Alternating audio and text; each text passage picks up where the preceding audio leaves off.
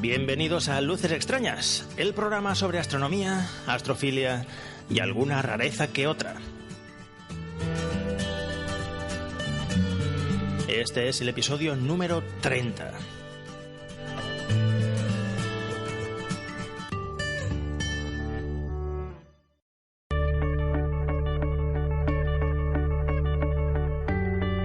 Hola de nuevo, yo soy Néstor y esto es Luces Extrañas, un programa en el que se comparten las experiencias de un aficionado a la astronomía visual a pie de telescopio.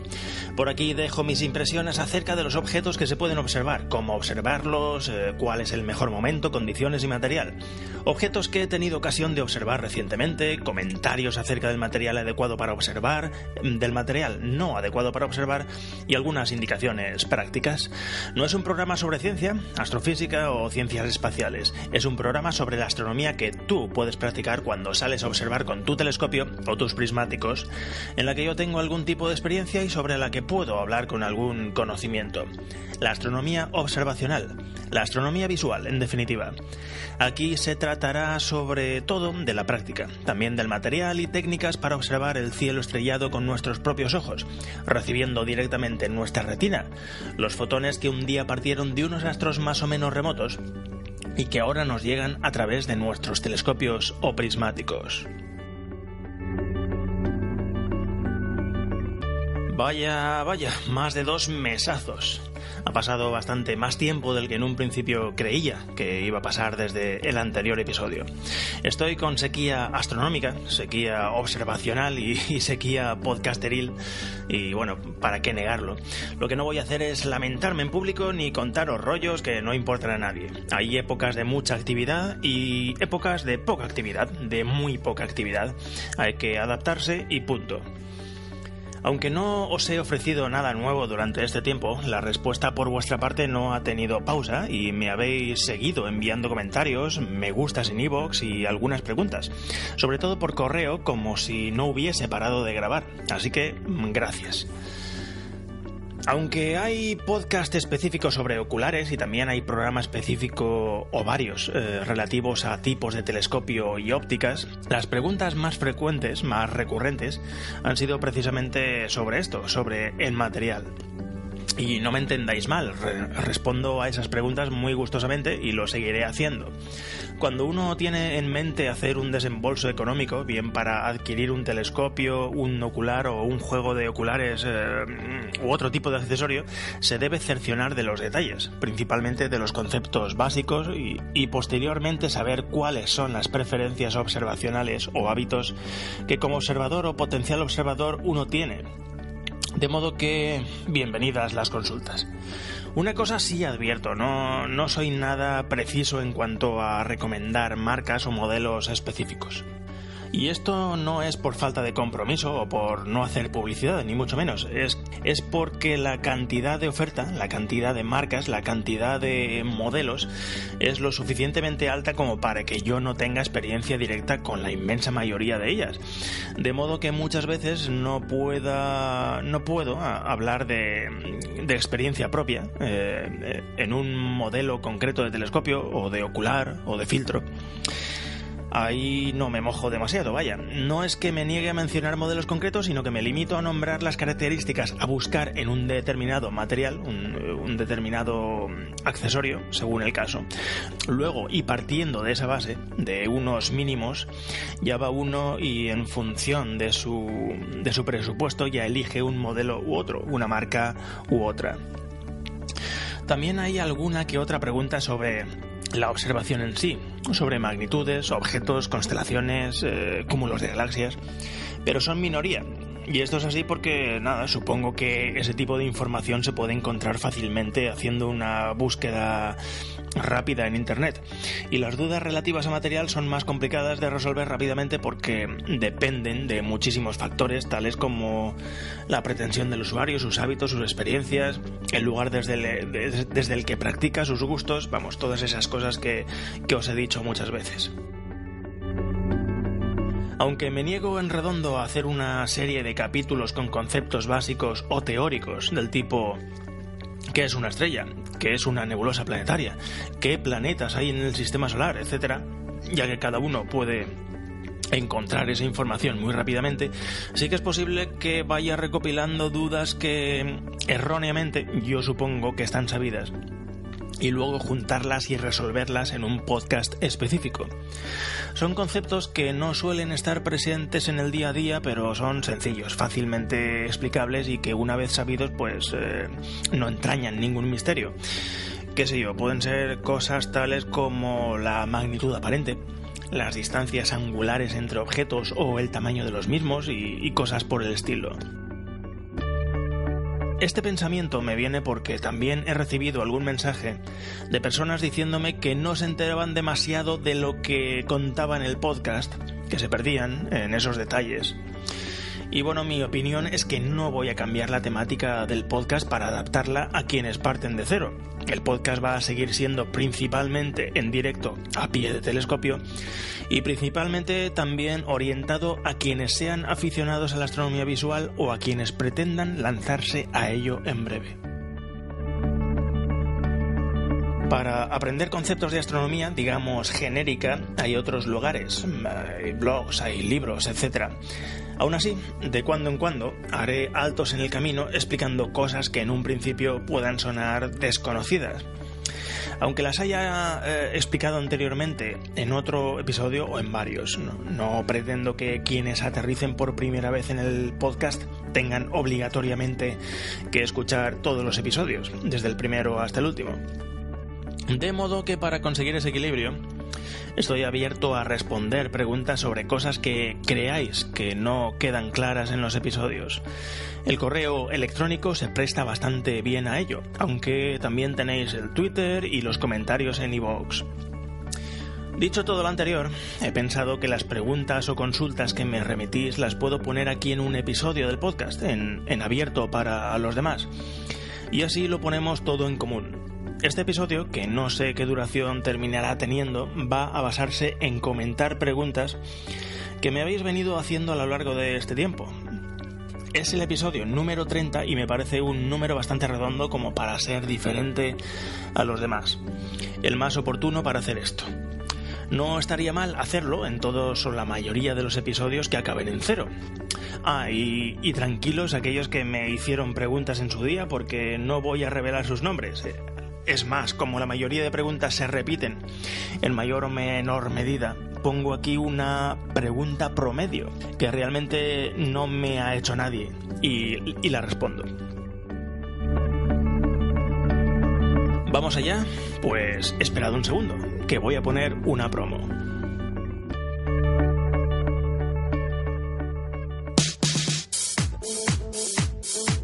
Ya puedes escuchar el podcast WordPress para novatos. Cada semana un nuevo episodio con novedades, trucos, consejos y tutoriales sobre el mundo WordPress. Encuéntralo en iVoox, iTunes y en www.novatos.com con Juanma Aranda.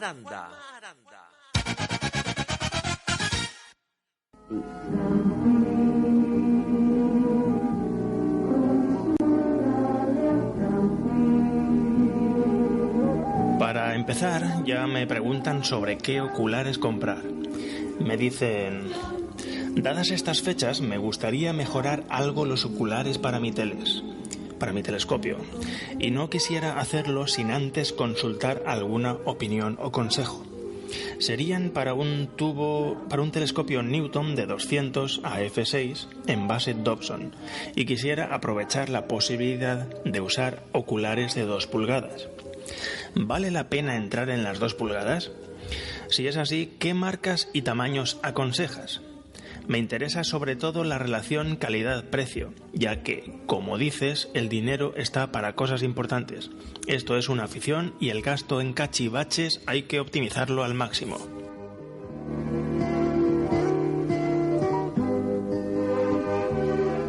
Pues buena pregunta, que no tiene una respuesta específica, y muy buena filosofía la que me cuenta esta persona en cuanto a optimizar el gasto.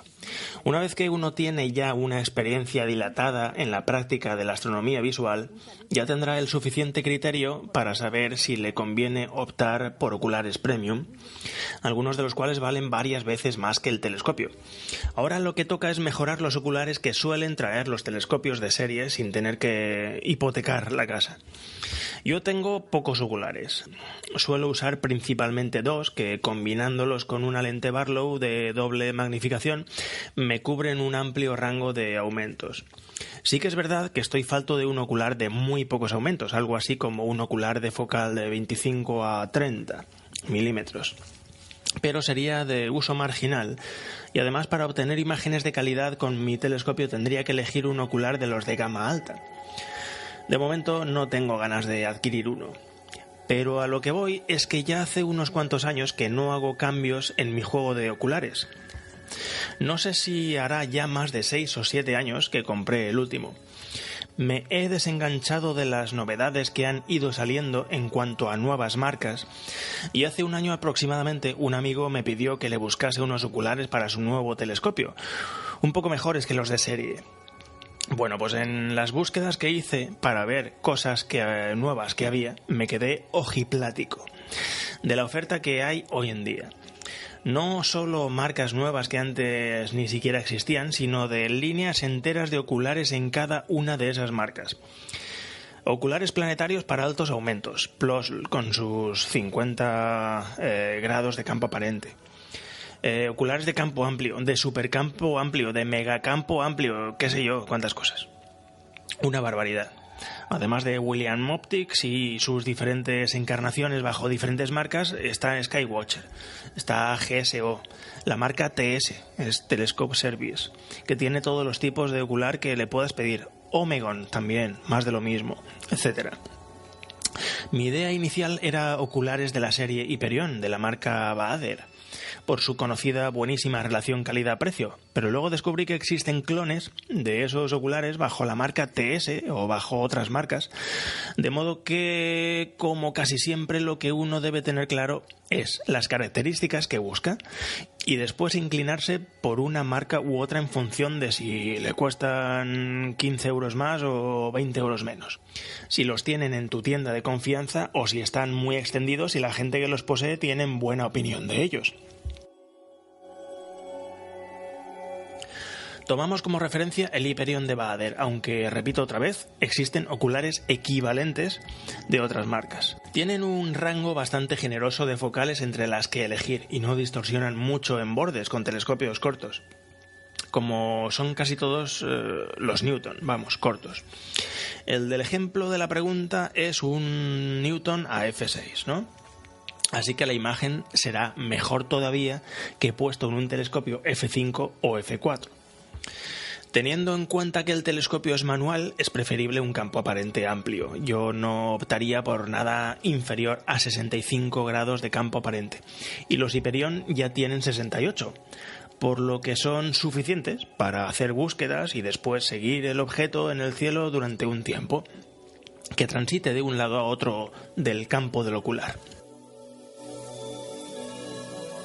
Esto en los telescopios que no tienen seguimiento, como este, es particularmente importante. Siguiente tema de la consulta. ¿Vale la pena meterse en 2 pulgadas? Pues sí, vale la pena. Lo que ocurre es que las 2 pulgadas no significan mayor calidad en un ocular con respecto a uno de 1,25 pulgadas. Simplemente es necesario pasarte a las 2 pulgadas cuando quieres un ocular de poco aumento, gran campo, conservando un campo aparente amplio. En el caso de los Hyperion, los 68 grados de los que hablábamos hace un momento. El ejemplo que suelo poner siempre es el siguiente.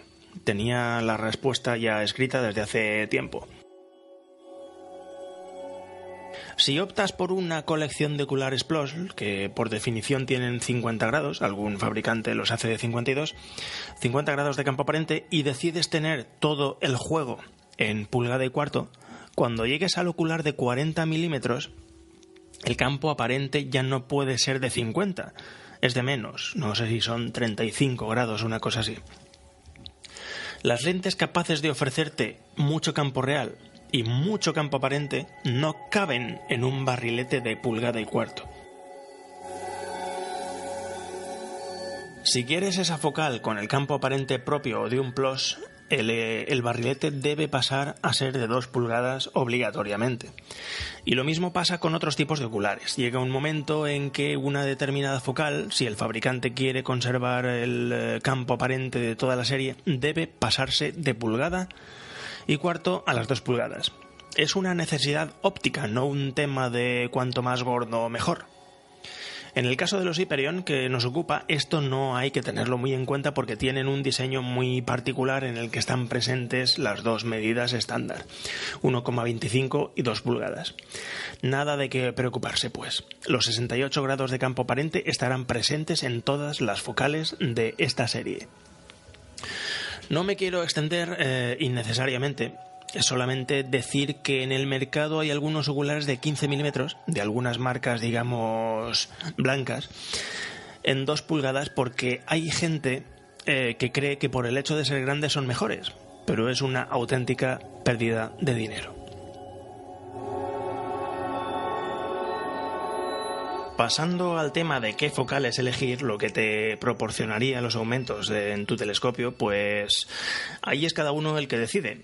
Hay gente que se apaña bien con 2 oculares y una Barlow, y otros que tienen toda la serie de un determinado ocular. Yo lo que diría es que primero nos fijemos en los extremos. Elegir un ocular que proporcione muchos aumentos para aprovechar el telescopio en planetaria, las noches de Boensing. Ojo, porque aquí también vale la combinación ocular más Barlow. El cielo siempre manda y en la mayoría de ocasiones pues nos impide usar una cantidad alta de aumentos. Para no tener en el maletín de oculares un ocular para planetaria que usemos de uvas a peras, me parece inteligente optar por un ocular de más focal que, combinado con una Barlow, nos dé la cantidad de aumentos a usar en planetaria que pretendemos. Luego tenemos el otro extremo. Tenemos la posibilidad de elegir un ocular que nos proporcione muy pocos aumentos, que abarque la mayor área posible de cielo. Para ello hay un límite. Hay que tener cuidado de que el ocular puesto en tu telescopio no saque una pupila de salida de más de 6 o 7 milímetros, ya que sería desperdiciar capacidad recolectora del telescopio. Sería como observar por un telescopio más pequeño. Yo, de hecho, haría el cálculo partiendo de la base de una pupila de salida de 5 milímetros. Como podéis encontrar fácilmente por ahí, la fórmula para hallar la pupila de salida es igual al diámetro por los aumentos. Las focales intermedias ya las cubres tú como mejor te parezca, con 3 oculares, con 2 oculares, con un ocular. Sí que es verdad que yo en las focales intermedias sí que buscaría una focal específica para cielo profundo, que es aquella que en tu telescopio ofrezca una pupila de salida de 1,2 a 1,5 milímetros, que es con la que el ojo aprovecha más la luz de los objetos débiles. Será el ocular más efectivo para cielo profundo. Si no eres observador de cielo profundo ni observas desde lugares oscuros, olvida lo dicho sobre esto. Por supuesto, en el mercado hay muchas opciones en cuanto a oculares. Como he dicho antes, y la serie Hyperion de Baader es un ejemplo que tiene una calidad notable, con unos precios contenidos, de 110, 115 euros o así suele rondar normalmente. Una breve nota sobre las Barlow. Si vamos a usar una Barlow para ahorrarnos tener que comprar el doble de oculares, he de mencionar que esta debe ser de 2 pulgadas, si es que tenemos algún ocular de esta medida.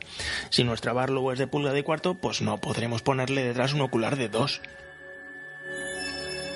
Y otra cosa más acerca de la Barlow. Si elegimos una Barlow por 2, que es la típica, y la vamos a usar con un ocular de 20 milímetros, es lo mismo que si tenemos un ocular de 10 milímetros. De modo que asumámoslo y tengamos en cuenta la Barlow en nuestros cálculos, no vaya a ser que compremos algún ocular de más y tengamos algunas focales solapadas. Creo que me explico. En ocasiones la gente que no se ha lanzado todavía a la observación se plantea comprar un ocular zoom, por tener en un solo ocular pues un rango de aumentos bastante amplio, de 7 a 21 milímetros, de 8 a 24, por ahí se mueve la cosa. Baader tiene uno y no es nada mediocre, pero hay que puntualizar bien alguna cosa. Por una parte, por debajo solo llega a los 8 milímetros, cosa que se queda bastante lejos de lo que uno busca para altos aumentos, para planetaria, vamos. Por otra, en el otro extremo tenemos que solo llega a 24 milímetros, por lo que tampoco llega a esa necesidad que mencionábamos antes del ocular de mínimo aumento para abarcar grandes proporciones de cielo. Y una tercera cosa a tener en cuenta es la propia naturaleza del funcionamiento de los oculares zoom. Y es que conforme vamos variando el aumento, va variando también la apertura de la ventana por la que observamos. Vamos, que el campo aparente es variable y, por supuesto, menos generoso que en un ocular no zoom. Y si no tenemos seguimiento, pues un campo aparentemente generoso es un avance en comodidad muy a tener en cuenta. Cuando vamos reduciendo aumentos, el campo aparente también se reduce, lo que al menos a mí no me resulta del todo agradable. Pero que no se me entienda mal, es una opción muy válida si tienes seguimiento o si te dedicas a la astrofoto y solo observas ocasionalmente, por lo que en una pieza tienes muchos aumentos disponibles. Bueno, pues este popurrí de preguntas en una sola es lo que tengo que decir hoy sobre el tema oculares. Si queréis más info general acerca de esto, os invito a que escuchéis el podcast número 8, en el que solo hablé de oculares.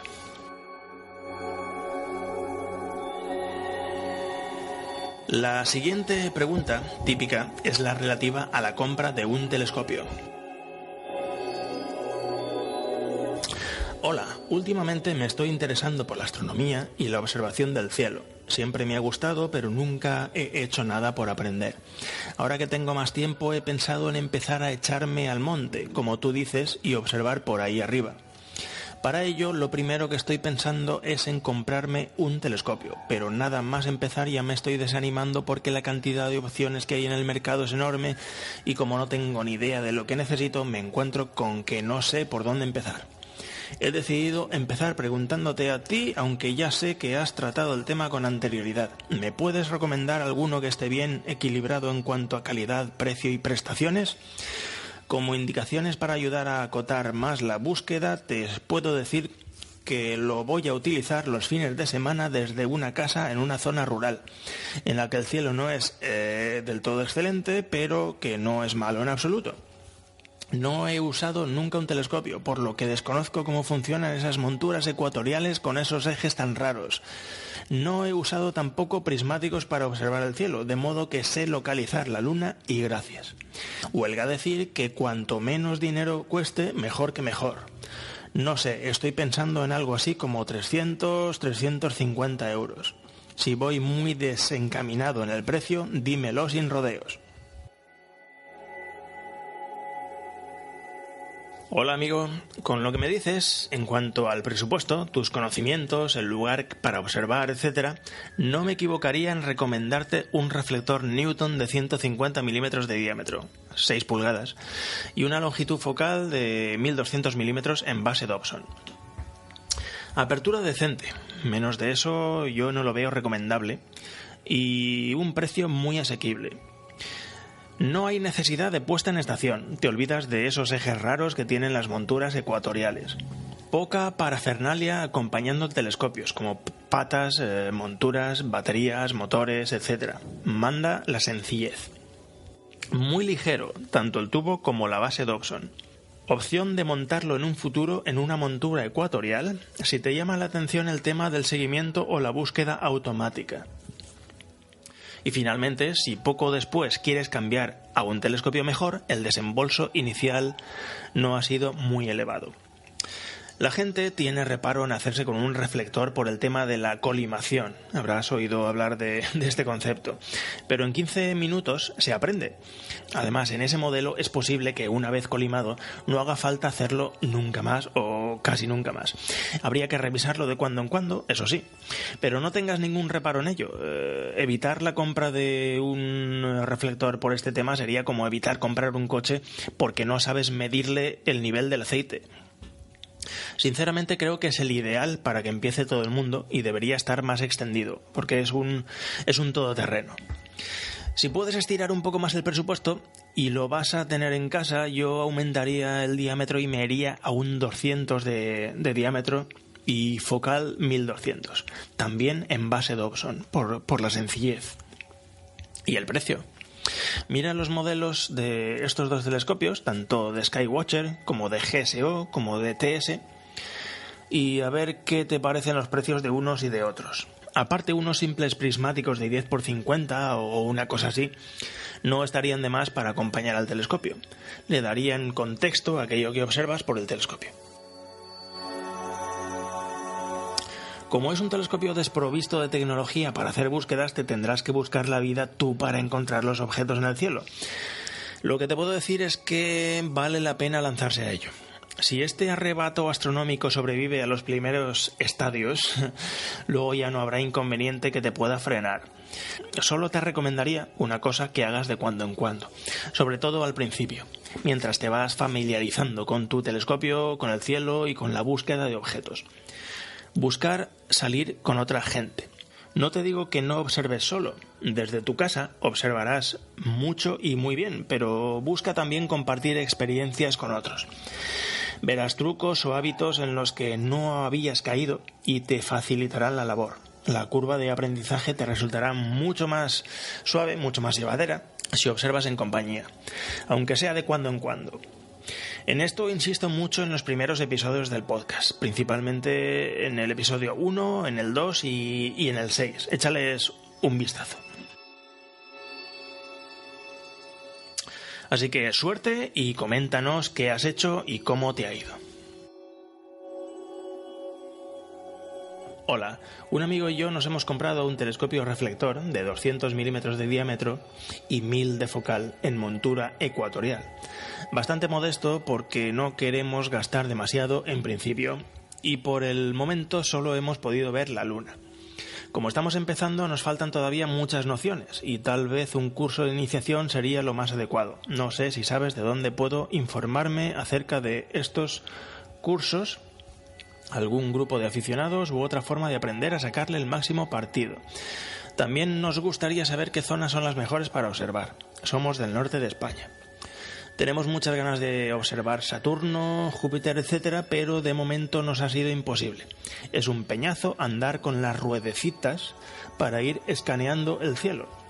Si lo sé, me lo compro con GoTo. Si tienes alguna recomendación para poder observar planetas y encontrar objetos más fácilmente, te lo agradecería. Para poder localizar hacia dónde apuntar, utilizamos el Skyview, un programa para teléfono y tablet, pero aún así me parece una tarea imposible. Una cosa que sí hemos hecho: hemos colimado los espejos y alineado el telescopio con el buscador. Una satisfacción cuando lo conseguimos porque teníamos la impresión de que éramos muy torpes. Una última cuestión: ¿cómo se limpian los espejos primario y secundario? Tienen bastante suciedad, nunca los hemos limpiado. Todas las noches escucho algún podcast tuyo y me doy cuenta a través de tus rituales a la hora de observar que estamos a años luz de llegar a ese nivel. Muchas gracias por adelantado, por tus respuestas y tu paciencia. Hola, pues muchas gracias por tu mensaje y encantado de que te guste el podcast. Habéis acertado a la primera. Un Newton 200 de 1 metro de focal es un telescopio con apertura aceptable, compacto y en una montura ecuatorial para hacer seguimiento, aunque sea dándole a la ruedecita. No estoy de acuerdo en que sea un telescopio modesto, es un señor telescopio. La luna es inacabable con ese telescopio y además no es necesario buscar un lugar oscuro para observarla. Desde casa o algún lugar cercano a casa desde donde se pueda ver sin obstáculos, basta y sobra. 3/4 de lo mismo con los planetas, Júpiter y Saturno. Incluso algunos objetos brillantes como cúmulos abiertos y globulares, además de estrellas dobles, tampoco requerirán un entorno especial. Supongo que el hueso del telescopio, lo que cuesta más averiguar cómo funciona, es la montura ecuatorial. Es lo menos intuitivo en un principio. En cuanto a cursos de iniciación, bueno, pues en caso de teneros más cerca geográficamente os aconsejaría los que hacen por aquí, en la Asociación Valenciana de Astronomía. Pero no es el caso. La buena noticia es que hay asociaciones de aficionados a la astronomía por toda España, de modo que raro será que no haya una agrupación en la ciudad más cercana. Es cuestión de buscar. No sería mala idea contactar con ellos para ver si hacen salidas periódicas o cursos. Una cosa, hagan cursos o no hagan cursos, lo que sí es importante es que al juntaros con gente con esa misma afición y con experiencia en el manejo de telescopios, repito otra vez, os pueden enseñar en una salida de observación en un rato cómo manejar el telescopio, cómo apuntarlo, cómo alinear el buscador, usar los oculares para diferentes aumentos, etc. Es más efectivo que un curso. No obstante, si lo tienen, te animo a que hagas uno. La meteorología de la cornisa cantábrica, desde Galicia hasta Navarra, pues es muy diferente, por supuesto, a la de Valencia y Teruel, donde yo observo. Y os puede parecer imposible practicar la astronomía en un lugar donde escasean las noches despejadas.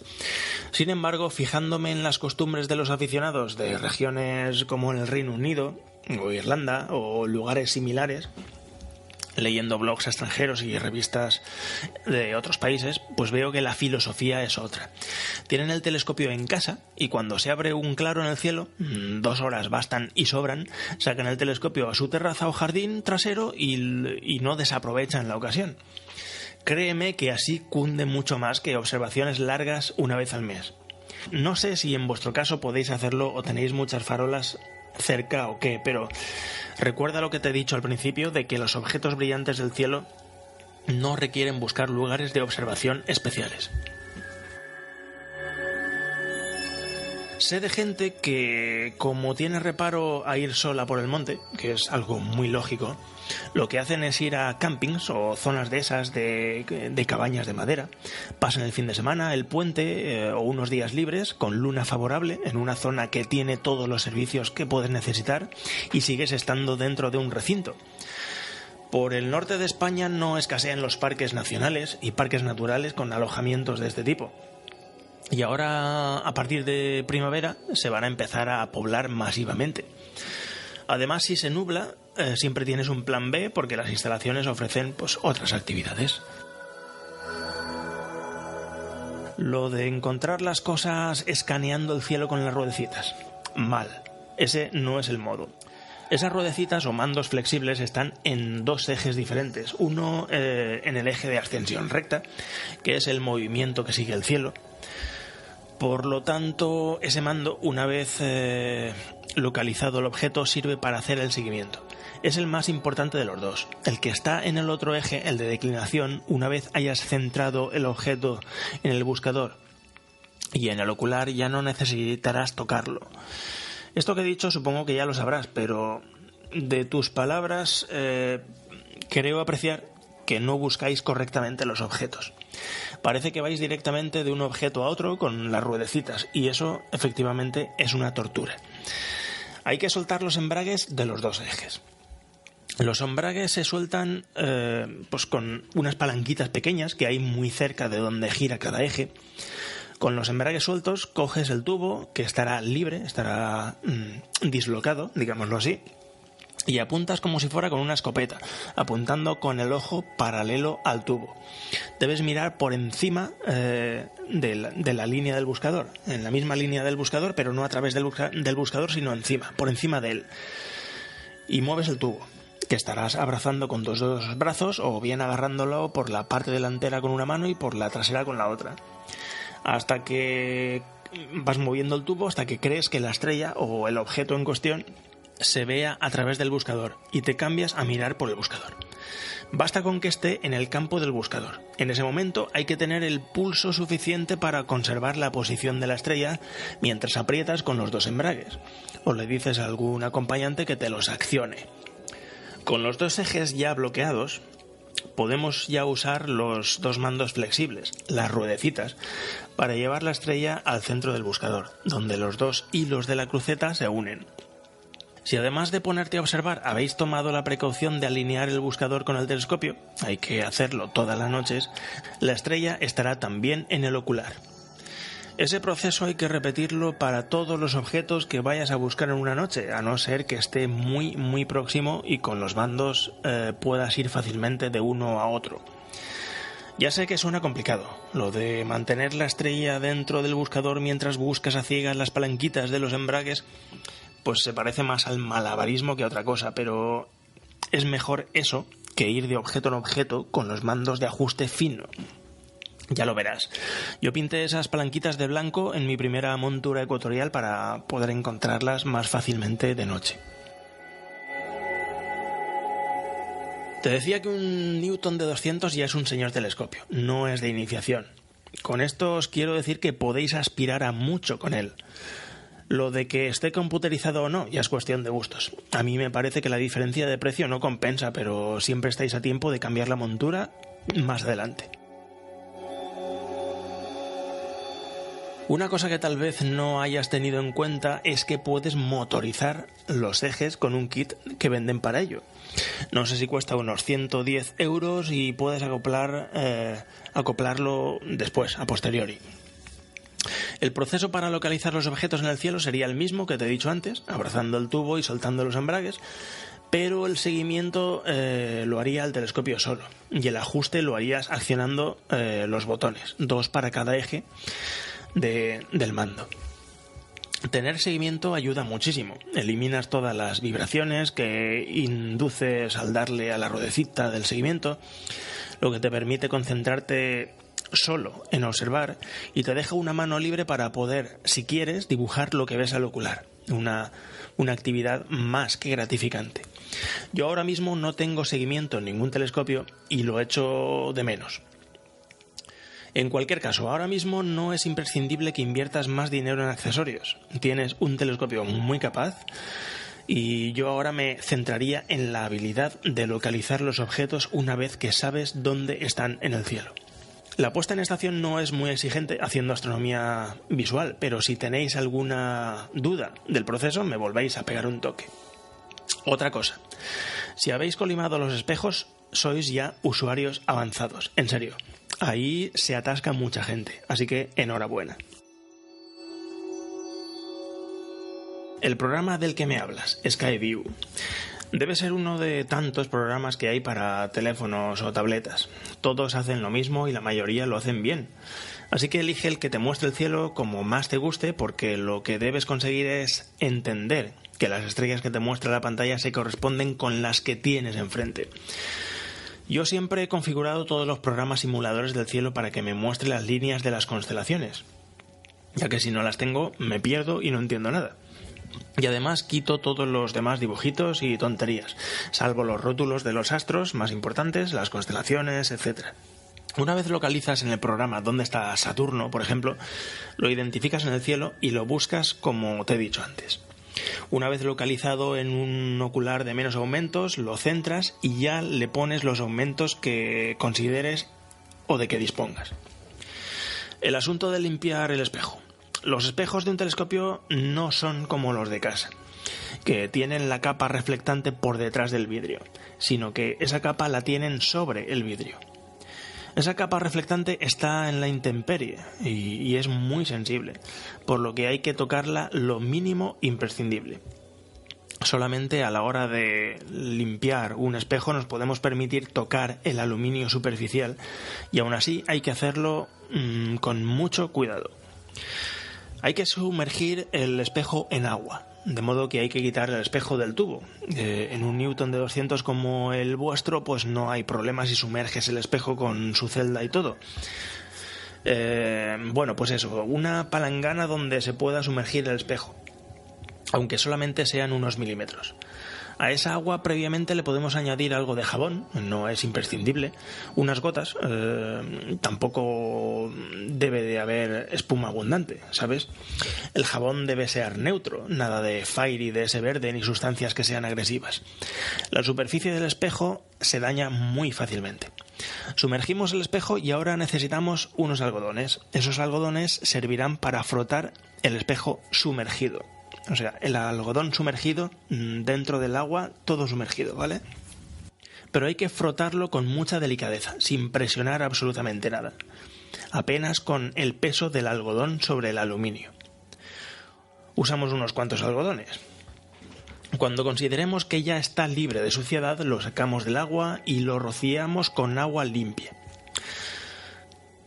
Por esta zona de Valencia, el agua de los grifos tiene bastante residuo, de modo que para estos menesteres solemos comprar una botellita de litro de agua destilada para quitar el agua jabonosa. Y así que no quede un residuo al secarse el agua. En la zona de Madrid, por ejemplo, y alrededores tienen el agua muy limpia y se pueden permitir hacer esto con el agua del grifo sin ningún problema. Este paso lo hacemos con el espejo inclinado, casi vertical, para que el agua limpia arrastre las partículas de polvo y de jabón, si es el caso. Se deja reposar el espejo unos minutos en esa posición vertical, cuidado que no se caiga, sobre todo boca abajo, y ya solo quedarán unas gotas en la superficie, muy pocas al estar el espejo limpio y al ser agua destilada.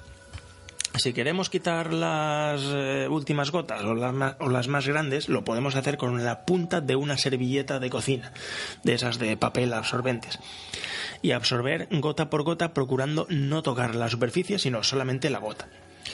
Hay gente que utiliza peras de soplar, de las usadas para limpiar teleobjetivos.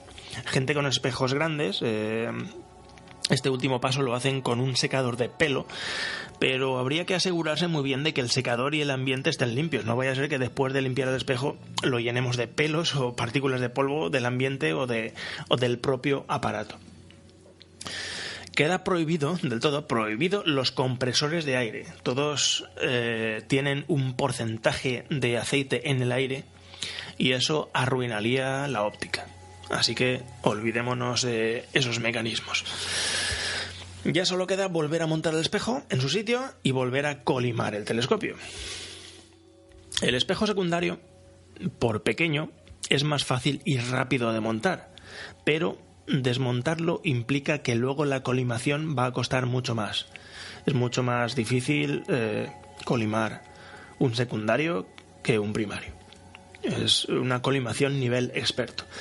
De modo que si no tiene mucha suciedad, y no suele tener porque suelen estar boca abajo y guardados, vale la pena no tocarlo y bueno, pues que alguien con experiencia le eche un vistazo y te muestre cómo se hace delante de ti.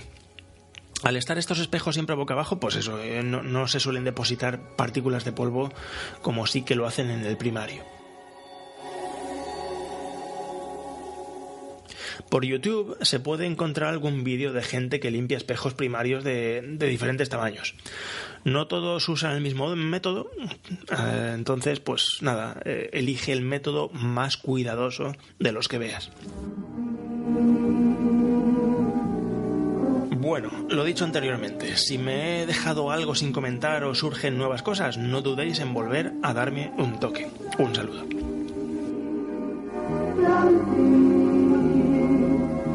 Bueno, pues voy a dejar aquí este consultorio a modo de Elena Francis, esta sesión de preguntas y respuestas. Algunas preguntas son reales y otras son, digamos, sintetizadas, pero son un buen promedio de las dudas que me han ido viniendo y me han venido llegando durante este tiempo. Por supuesto, si veis que las respuestas que he dado os han resuelto dudas y tenéis más, pues no dudéis en poneros en contacto de nuevo. Los medios disponibles para contactar, dejar comentarios, preguntas y consultas sobre lo hablado en este episodio o anteriores son Twitter, en la cuenta @luces_x, al correo electrónico en la cuenta lucex@nestorgm.com, y también tenéis los comentarios en el blog y las valoraciones en iTunes o iVoox, donde podéis poner vuestras opiniones, comentarios y valoraciones. Venga, que los comentarios de iTunes los tengo vacíos, haceros el ánimo. Dejaré enlaces para todo esto en las notas del programa. Gracias una vez más por haber dedicado vuestro valioso tiempo a escuchar el programa y nos vemos por ahí fuera.